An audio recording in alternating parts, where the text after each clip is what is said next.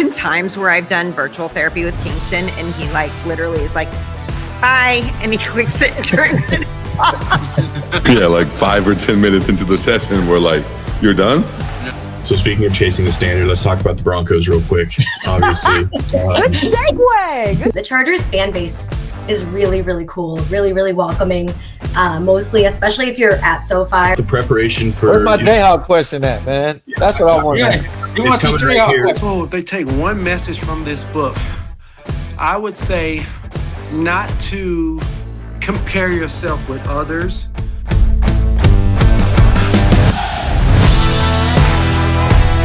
I mean, you got to have it nowadays in the NFL. I mean, that's just how you want to be a passing, high-powered offense. You got to have the offensive line to give your quarterback time to get the ball down the field, and that's what everyone wants to do. So, like Bo Nix. Yay!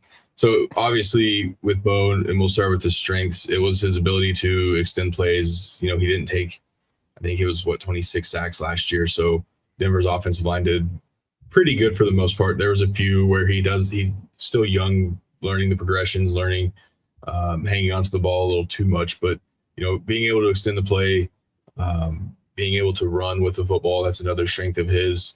And again, just continue to grow. We saw the jump from year 1 to year 2. So now what are we expecting for year 3? And I kind of alluded to that the other night of now you have a new play caller who's going to modernize the offense. So now, being able to get the ball out of your hand quick, not on screens, getting the ball out of your hand quickly.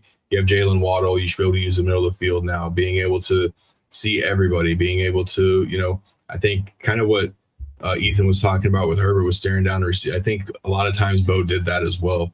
It was one of those where he was stared down Cortland, so everyone kind of knew he was going there, and then Cortland never came open. So now you have to, oh shit, now you got to look for the next, and by then the play's kind of already scrapped. So just being quicker with his decision making, and that's going to come with time. Sean's offense is very meticulous, is very detail oriented, very quick. So again, the thing that he needs to get better on is obviously getting the plays. They got to get the plays in better. So hopefully Davis Webb, again, Sean's, we've heard some of Sean's play calls, and it's like, holy shit, now we see why it took so long to get the play call in. So you got to do that quicker. Don't get up to the line with 5 seconds left.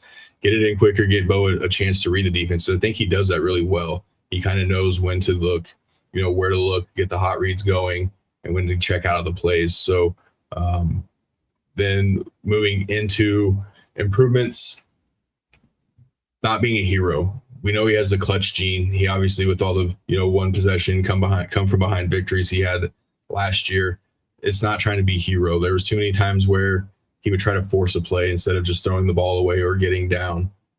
Just get to the next play. Live to see another day. Don't set yourself back. If you get into like a 3rd and 2nd and short, don't turn it into a 3rd and long and then get into a 4th and long. So just taking care of it, knowing when to cut your losses. He did take some unnecessary hits last year. And I saw someone said something, I don't remember if it was on TikTok or Instagram, that Sean Payton was putting Bo Nix in difficult situations with unnecessary hits. I don't think that was necessarily Sean doing that. That's just Bo being a competitive quarterback like any of our quarterbacks. Wow. We've seen Herbert take plenty of unnecessary shots because he's running for his life when he snaps the football. We've seen Patrick Mahomes try to truck over and has trucked over a few guys, getting a couple extra yards. So that's not necessarily on the coaching, putting him in a terrible spot, but just knowing when to keep your body healthy. Obviously now you're coming off the injury, the ankle injury, just take care of yourself. We've seen, finally found a Chargers fan. Look at that comment. What a comment. But again, we saw it a lot last year and the year before when he was playing with that fractured back. So take care of yourself. No unnecessary hits. We saw how bad they went downhill when obviously Bo got hurt and it was steady time. It was all but steady time in that AFC Championship game. So there was one throw. There was one throw that kind of gave us hope, and then the snowstorm happened, and we saw after that. So yeah, I mean, again, I have high expectations and high hopes for Bo Nix going into year 3. I do think he can be one of the better quarterbacks in the NFL if he takes that good, the leap that we're expecting from year 2 to year 3. Mm-hmm. All right. Anyone want to add to that? Yeah, One thing for strengths, it's not something you can really look at stats for or anything. It's his ticker. Kind of. I was just going to say his grit. I know that's maybe not be as important as some people and whatnot, but the dude's tough as nails. He's resilient. Don't be a dildo, Bert. Bert went from being awesome to being a dildo. But yeah, no, I love the grit he has. And I mentioned that leading into last year of why I liked Nix a little more than Herbert at that time. Herbert showed that a lot more this last season too. But I just love Bo Nix's grit. And it can be anything, whether it's toughness, his mental side of it. I mean, they were getting absolutely waxed on Demaryius Thomas Day at Mile High by the Giants. And again, I know it's the Giants, but you can really fold like a lawn chair when you get down like that at home to a team like the Giants. But he still let them back. So to me, I think one of the strengths, and you can throw it in like the leadership category or mental or whatever, but I just kind of like the grit he's shown through 2 years in the league so far. Mm-hmm. Hell yeah. I can speak to something that he needs to improve on.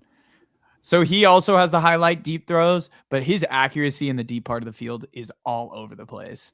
I mean, we talked about the week 3 Chargers game that the Chargers won. The Broncos should have won because Bo Nix missed like 3 throws down the field, which you could talk about as the Jesse Minter defense or whatever. But Bo Nix just can't miss those throws, especially if he wants to be in the top echelon of quarterbacks, because they make those plays. And we'll see what it's going to look like with Jalen Waddle. Because I think those do come into play. And I'm glad you brought that up. So I think that's part of the reason I think Jalen Waddle helps. And now if he's starting to overthrow Jalen Waddle, then it's on Bo. But yeah, no. So I'm sorry to go ahead. No, you're good. No, I was just going to bring that up just because of that's one of the places of Bo Nix accuracy. It can be really pinpoint or it can be all over the place, especially once you get over those 20-yard throws. Once you start getting into like having to like hit those cover 2 beaters, that's where he's really struggling right now. And I kind of wonder if teams are just going to start to play cover 2 against him and just see if he can beat them. Yeah, and I think that's what I'm gonna love about seeing what Davis Webb can do, because now you have Jalen Waddle, who not only can take care of the middle part of the field, but now you have that. I think that's what's going to unlock Evan Ingram here now too. I think he's going to be your kind of intermediate guy to kind of get right in front of that. So, but we'll see. I mean, I could be wrong, and you could be onto something as far as we see it, so we know defensive coordinators see it. So now it's one of those where, hey, he's still young. We can confuse him with some looks. I mean, defense coordinators are getting smarter with how they're disguising everything. I mean, we see Steve Spagnuolo do it all. Like, that's what he's best at, is disguising what he's doing. It's like, it's the same thing, but he shows like 7 or 8 different looks of it. So yeah, again, it's one of those where he's got to be better at it. Yeah. And sometimes you just have your guys too, right? Like, how often do him and Cortland practice those 50-yard bombs, right?